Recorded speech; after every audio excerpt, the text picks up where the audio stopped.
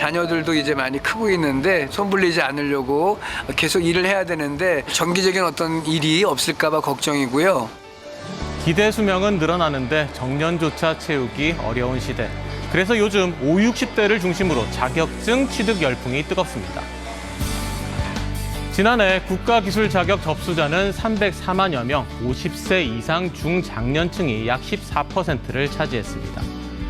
2015년 15만 명 수준이었는데 지난해 기준 약 2.7배 늘어났습니다.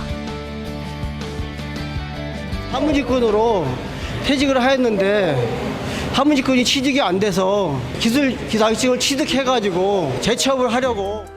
그렇다면 5060 세대에게 가장 인기가 많은 자격증은 뭘까요? 남녀가 좀 다르게 나타났는데요. 항상 지면에서부터 20에서 30cm 정도는 화물을 들어 올린 상태에서 주행을 해야 됩니다. 5, 60대 남성이 가장 많이 신청한 시험은 지게차 운전 기능사였습니다. 요리 배우고 있습니다. 5, 60대 여성에게 가장 인기 있는 자격증은 한식 조리 기능사였죠. 이 같은 중장년층의 자격증 따기는 노후, 돈을 벌기 위한 수단으로서의 성격이 강합니다. 그렇다면 취업했을 때 가장 많은 월급을 기대할 수 있는 자격증은 뭘까요? 바로 타워 크레인 운전 기능사 평균 월급 396만 원으로 가장 높았습니다. 가장 자격증을 많이 따는 지게차 운전 기능사는 263만 원, 한식 조리사는 190만 원 수준으로 나타났습니다. 사회 전체의 지속성과 관련된 문제이기 때문에 은퇴 이후에도 고령층이 소득도 벌어들이고 또 사회적인 역할도 할 수 있는 그런 고용 대책이 필요합니다. 5, 60대의 경우 자신이 하던 업무가 아닌 다른 분야에 재취업하는 경우가 많습니다. 노동시장에 재진입하기 위한 일종의 시작점이 필요한데 국가 자격증 취득이 새로운 디딤돌 역할을 하는 거죠. 아직까지 정년퇴임의 나이는 아니지만 스펙을 높이기 위한 하나의 방법 중에 하나라고 생각하고 앞으로 이제 미래 지향을 위해서 공부를 하기 때문에 재밌고 또 행복합니다. 더 많은 사람에게 배움의 즐거움이 다시 일어설 힘이 되고 그 힘이 소득으로 이어지길 기대합니다. 저희는 그냥 용돈에 저희 생활비에 조금 자식들한테 손 안 벌리고. 한 사설연구소 조사에 따르면 우리나라 국민이 여행, 여가생활 등 여유로운 노후 생활을 위해 필요한 생활비는 가구당 월 350만 원입니다. 하지만 현재 가구 소득과 지출 규모, 저축 여력 등을 고려하면 노후에 실제 들어오는 돈은 월 230만 원 정도로 찍게 됩니다. 결국 매달 120만 원이 부족한 거죠. 해당 조사에 따르면 노후 준비가 잘 돼 있다는 응답은 19%에 그쳤고 절반이 노후 준비가 부족하다고 밝혔습니다. 생활비와 자녀 지원, 가계 부채 등 현실적인 부담으로 인해 노후 준비가 충분치 않다는 결과입니다. 부모님 모시고 자식들을 대학을 다 가르치다 보니까 그리고 나서 보니까 60이 넘은 거예요. 저축해 놓을 시간이 없었지. 노후 생활비 마련 방법을 보니 사람들이 가장 먼저 떠올린 건 역시나 국민연금이었습니다. 하지만 국민연금에만 기댈 수 없죠. 국민연금 월 평균 수급액은 약 68만 원, 생활비로는 턱없이 부족합니다. 한 달에 120만 원 정도 되죠. 그거 가지고는 좀 부족하죠. 당장 수입이 없으니까 바라볼 수 있는 수입은 국민연금밖에 없어요. 요즘 부부가 170만 원 가지고 생활이 됩니까? 결국 은퇴 후에도 생활비를 벌기 위해 재취업을 해야 하는 상황에 놓인 사람이 많습니다. 하지만 현실은 녹록지 않죠. 6명이 근무를 하고 63세에서 73세까지. 실제로 60세 이상 고령 노동자의 절반가량이 환경미화원이나 경비원 등 단순 노무직에 종사하는 걸로 나타났습니다. 과거에 내가 해왔던 전문적인 일이 은퇴 이후의 삶에도 조금 더 역동적으로 반영될 수 있도록 앞으로의 노년 시대는 역할 상실이 아니라 역할 변화를 주는 시대로 가야 된다. 노후는 더 이상 개인만의 몫이 아니라 우리 모두의 과제인데요.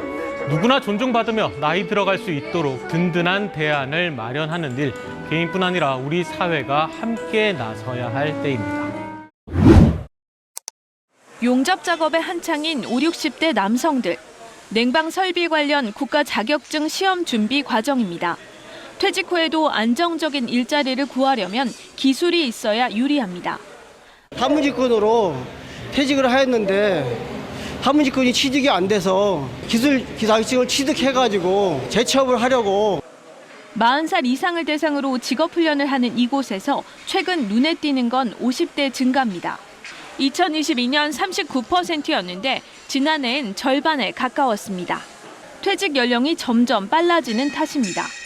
농수산물 도매시장에서 20년 넘게 근무한 50대 한희종 씨. 기술을 배우며 남들보다 빨리 인생 2막을 설계 중입니다.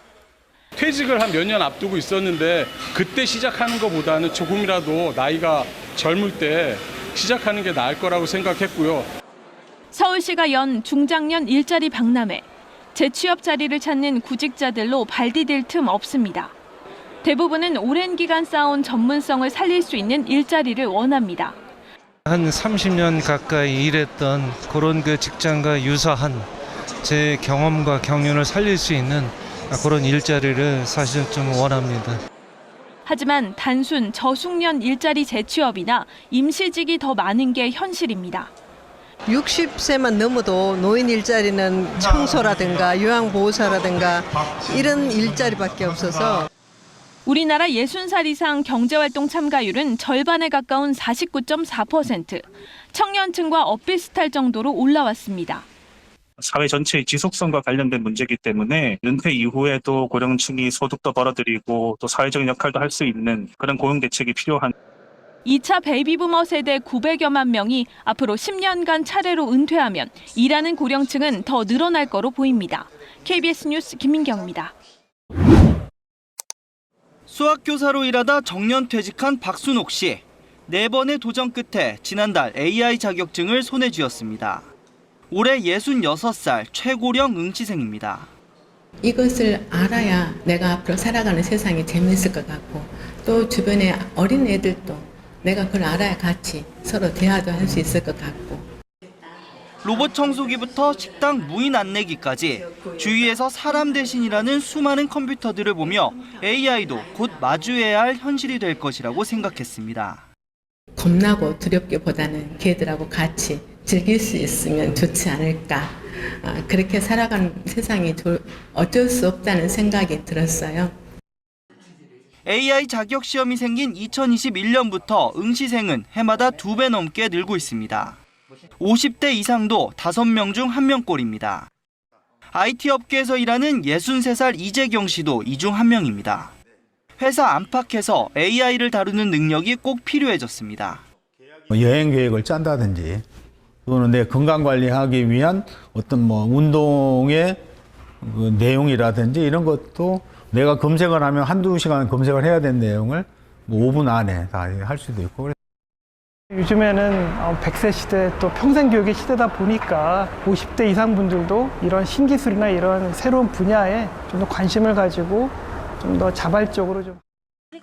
하지만 여전히 접근성이 떨어지는 고령층 등 소외계층의 AI 교육 문제는 우리 사회 새로운 과제로 떠올랐습니다. KBS 뉴스 강나루입니다.